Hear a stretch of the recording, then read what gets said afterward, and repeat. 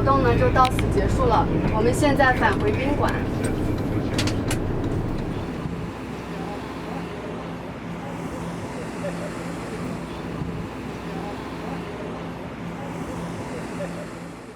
办公区和温宿县人民医院分院。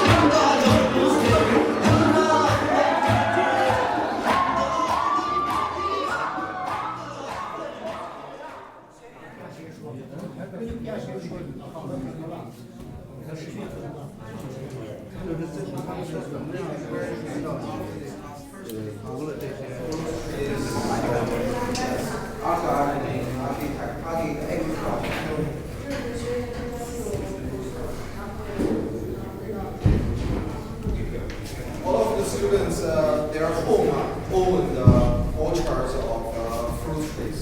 That's why they are selected to participate in this class.